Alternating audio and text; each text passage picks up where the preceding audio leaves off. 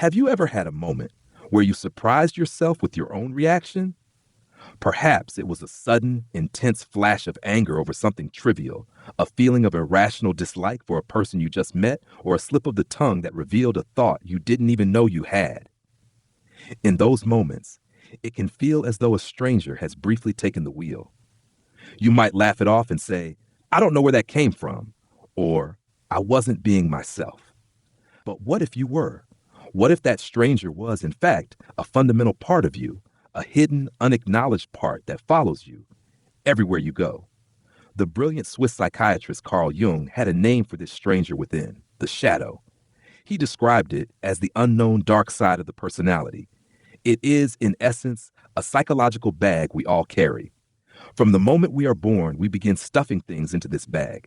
Every time a parent told us, "Don't be selfish," we took our natural self-interest and stuffed it in the bag. Every time a teacher said, "Stop daydreaming and pay attention," we took our creativity and imagination and stuffed them in.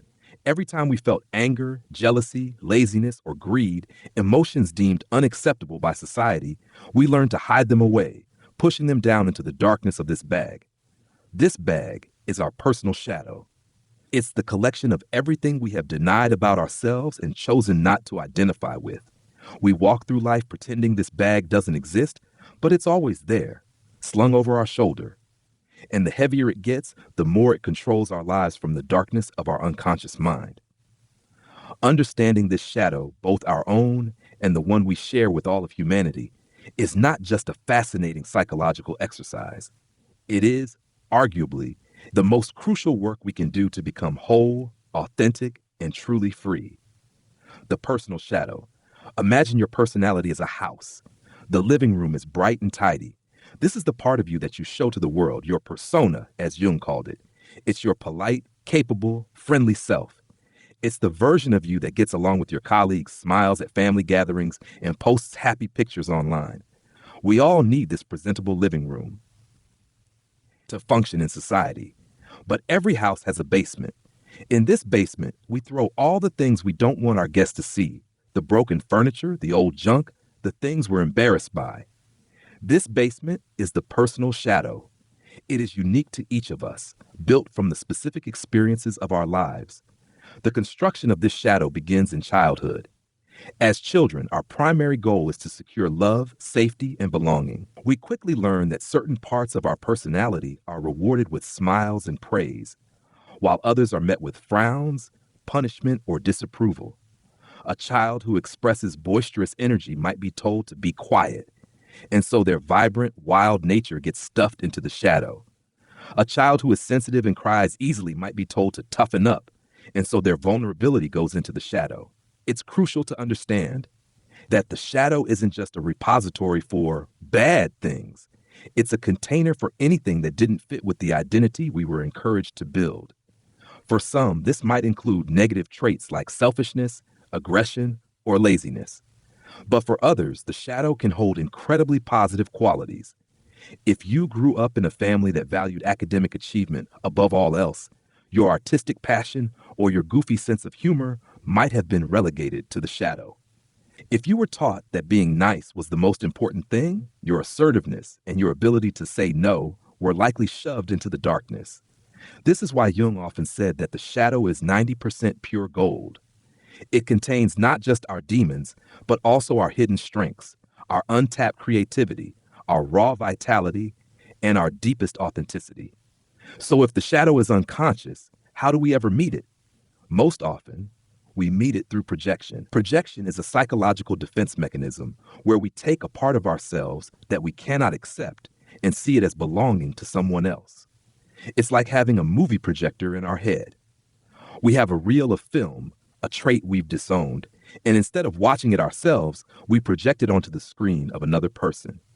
Have you ever felt an immediate, intense, and almost irrational dislike for someone? You might say, "I can't stand how arrogant he is." Or, "Her fakeness just drives me crazy." According to Jung, when our emotional reaction to someone is far stronger than the situation warrants, it's a giant red flag that we are in the presence of our own shadow. The intense irritation you feel towards that arrogant person might be because you were taught to be humble and modest at all costs, and you had to repress your own confidence and self assurance. Seeing it displayed so openly in someone else triggers the disowned part of you.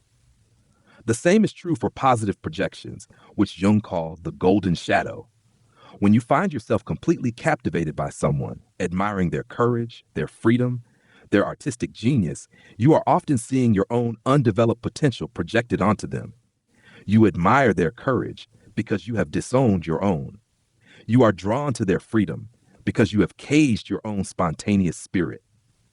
The shadow doesn't just show up in our reactions to others. It's the force behind our self-sabotaging behaviors. It's the part of you that makes you procrastinate on the very project that could lead to your success. It's the voice that whispers, "You're not good enough," just as you're about to take a healthy risk. When we don't own our shadow, it owns us. It operates from the shadows, tripping us up and ensuring that we don't become too much, too successful, too happy, too free, because that would challenge the limited identity we've built for ourselves. The collective shadow. The concept of the shadow doesn't just apply to individuals. Jung believed that families, organizations, cultures, and even entire nations have a collective shadow. Just as an individual represses traits they find unacceptable, a group represses the parts of its own history and character that contradict its self-image. The collective shadow is the dark side of humanity that we, as a group, refuse to acknowledge.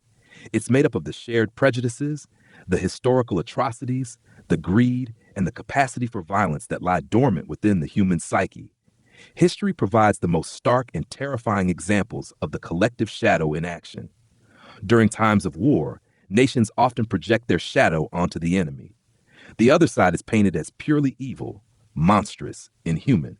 This psychological maneuver is incredibly useful because it allows a nation to avoid confronting its own capacity for aggression and brutality. By convincing ourselves that the enemy is the sole possessor of darkness, we can justify our own violent actions as righteous and necessary. We don't have to face the uncomfortable truth that the capacity for cruelty exists within us too. Scapegoating is another classic manifestation of the collective shadow. When a society faces difficult times, economic hardship, social unrest, a pandemic, it is often easier to find a minority group to blame than to confront the complex and often uncomfortable realities of the situation. By projecting all of its fears and frustrations onto a scapegoat, the group can achieve a false sense of purity and unity. It can say, "We are the good people, they are the problem." This is the psychological mechanism behind racism, xenophobia, and countless persecutions throughout history. We don't have to look to extreme historical events to see the collective shadow at work. It's present in our modern political landscape, every single day. In a polarized world, it's common for one political side to view the other as not just wrong, but as morally bankrupt, stupid, and evil. Each side projects its shadow onto the other, seeing them as the embodiment of everything they fear and despise. This creates a vicious cycle of outrage and misunderstanding where genuine dialogue becomes impossible because no one is willing to look at the log in their own eye before pointing out the speck in their brother's. Even corporate culture has a shadow. A company might have a public persona of being innovative, ethical, and employee-focused, but its shadow might contain a ruthless drive for profit at any cost, a culture of burnout, or a history of cutting corners. The employees who speak up about these shadow aspects are often marginalized or pushed out because they threaten the company's idealized self-image. Acknowledging the collective shadow is deeply uncomfortable because it forces us to recognize that the line between us and them, between good and evil, is not as clear as we would like to believe. It means accepting that the same darkness we see in our enemies and our history also exists as a potential within our own communities and within ourselves. Why meeting the shadow is crucial for a whole life. At this point, you might be thinking, this all sounds rather grim. If the shadow is full of all the things I hate about myself, why on earth would I want to meet it? The answer is simple. Because what you resist persists. Jung believed that ignoring the shadow is the most dangerous thing a person can do. An unacknowledged shadow doesn't just disappear, it festers in the dark. The more we repress it, the more power it gains. It begins to operate autonomously, erupting in unexpected ways. It's the source of inexplicable mood swings, bouts of depression, addictions, and destructive impulses. It is the man who builds a public persona as a moral family man, who is then caught in a scandalous affair. It is the woman who prides herself on being calm and rational, who suddenly erupts in a volcanic rage. When we refuse to consciously engage with our darkness, it is forced to find another way out. The shadow will be heard, one way or another. The choice is whether we meet it voluntarily, in the controlled space of our own self-reflection, or whether we wait for it to ambush us in a moment of crisis, destroying our relationships, our careers, and our carefully constructed lives. The process of consciously turning to face this darkness is what Jung called integration. It is crucial to understand that integration is not the same as indulgence. It does not mean acting out your shadow. Acknowledging your capacity for anger doesn't give you a license to be abusive. Recognizing your selfishness doesn't mean you should become a jerk. Integration is simply the act of bringing the shadow into consciousness. It is the humble and courageous act of saying, yes, this is a part of me too. It's about withdrawing your projections from others and owning them as your own. It's about looking at the arrogant person who irritates you and admitting, there is a part of me that longs for that kind of confidence.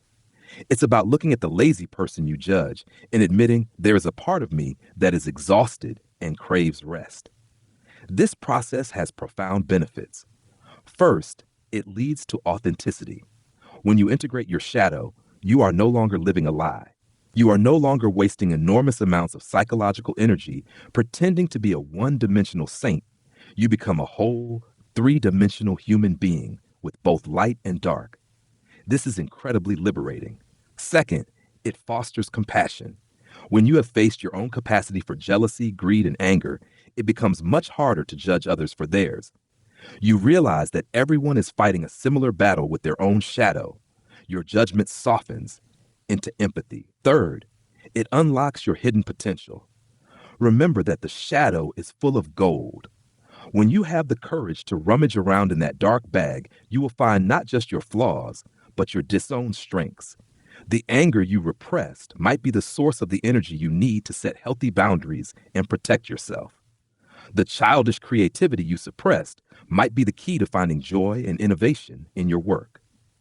The vulnerability you hid away might be the very thing that allows you to form deep, meaningful connections with others. This journey of integrating the shadow is the core of what Jung called individuation, the lifelong process of becoming the unique, whole, and complete individual you were always meant to be. Shadow work has become a popular term, but it is not a quick fix or a trendy life hack.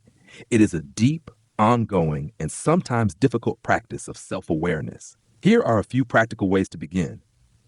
1. Pay attention to your projections. This is the most direct gateway to the shadow.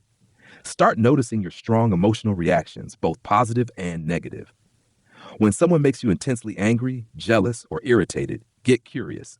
Don't just blame them. Ask yourself, what quality in this person is triggering me so strongly? Is it possible that this quality is a disowned part of myself? Similarly, pay attention to the people you idealize. Who do you have a hero crush on? What qualities do you admire so deeply in them? Make a list. This is likely a map of your golden shadow, the positive potential you have yet to own. 2. Practice brutally honest journaling. Your journal is a safe, private space to meet your shadow. Don't just write about your accomplishments and your positive thoughts. Give a voice to the parts of you that you keep hidden. Write about your pettiness. Write about your envy. Write about your darkest fantasies and your most unacceptable thoughts. The goal is not to act on them, but to simply acknowledge their existence without judgment. By bringing them into the light of consciousness, you take away their power to control you from the dark. 3. Analyze your dreams. Jung called dreams the royal road to the unconscious. The shadow often appears in our dreams. Typically, it will be represented by a figure who is the same sex as the dreamer and who is dark, threatening, or antagonistic.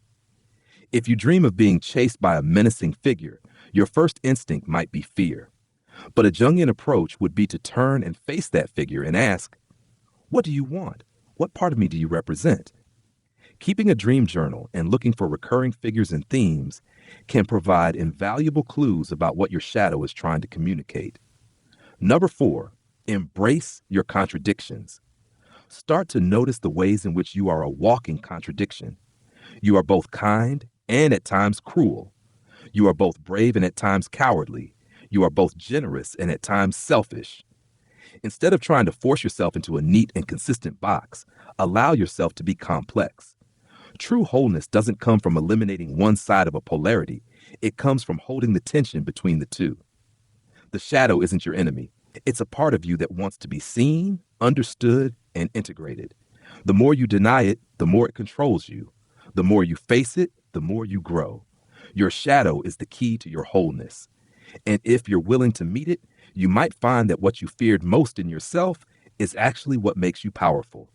By engaging with our shadow, we embark on the most rewarding journey of all, the journey back to ourselves. We stop wasting our lives fighting or fleeing from the stranger within, and instead invite them in for a conversation. And in doing so, we find that this hidden part of our personality, which once controlled us from the dark, becomes our greatest teacher, our deepest source of strength, and our truest guide to a life of wholeness. If ideas like these spark your curiosity, subscribe so you never miss the next big question we explore.